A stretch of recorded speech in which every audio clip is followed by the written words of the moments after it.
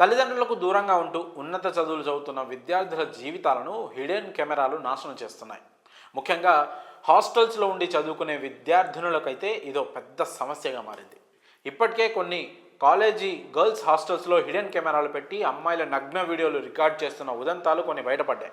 అయితే ఇప్పుడు తాజాగా హైదరాబాద్లోని సిఎంఆర్ ఇంజనీరింగ్ కళాశాల గర్ల్స్ హాస్టల్లో జరిగిన ఘటన తీవ్ర కలకలం రేపుతోంది. హాస్టల్స్ బాత్రూమ్స్లో కెమెరాలు పెట్టారని విద్యార్థినులు ఆందోళన దిగారు. దీంతో అక్కడి పరిస్థితి ఉద్రిక్తంగా మారింది. మొత్తం 300 వీడియోలు తీశారని విద్యార్థులు చెప్తున్నారు. వీడియోల విషయంలో హాస్టల్లో పనిచేస్తున్న సిబ్బంది మీద ఎక్కువగా అనుమానాలు వ్యక్తమవుతున్నాయి. ముఖ్యంగా వంట సిబ్బంది ఈ పని చేసి ఉండొచ్చని కొంతమంది విద్యార్థినులు అయితే ఆరోపిస్తున్నారు. పోలీసులు కూడా పనివారి దగ్గర నుంచి దాదాపు 12 ఫోన్లను స్వాధీనం చేసుకున్నారు. వీడియోలు వాటి ద్వారానే తీశారని కూడా అంటున్నారు. దాంతోపాటు మరో 5గురిని కూడా అదుపులోకి తీసుకున్నారు.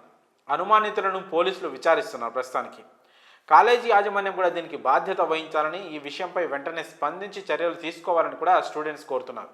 అయితే దీనిలో మరో రకంగా కూడా కొన్ని వార్తలు వినిపిస్తున్నాయి.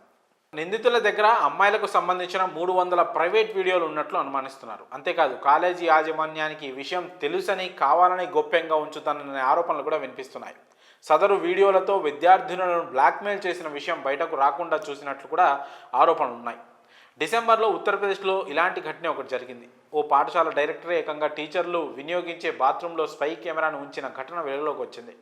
అందులో రికార్డ్ అయిన వీడియోలను తన కంప్యూటర్, మొబైల్ ఫోన్లో మానిటర్ చేసేవాడు. ఈ ఘటనలో స్కూల్ డైరెక్టర్ను అరెస్ట్ కూడా చేశారు. అయితే గతంలో ఏపీలో కూడా ఇలాంటి ఘటన ఒకటి వెలుగు చూసింది. అయితే ఇప్పుడు ఈ విషయం ఆడపిల్లల పరువుకు సంబంధించింది కాబట్టి, కాస్త సున్నితమైన విషయం కాబట్టి కేసును చాలా గోప్యంగా విచారిస్తున్నట్టు తెలుస్తోంది. మరి ఈ ఘటనపై, అంటే అమ్మాయిల బాత్రూమ్స్లో హిడెన్ కెమెరాలు పెట్టి వారి వీడియోలను రికార్డ్ చేయడంపై మీ అభిప్రాయాలను కామెంట్స్ రూపంలో తెలియజేయండి.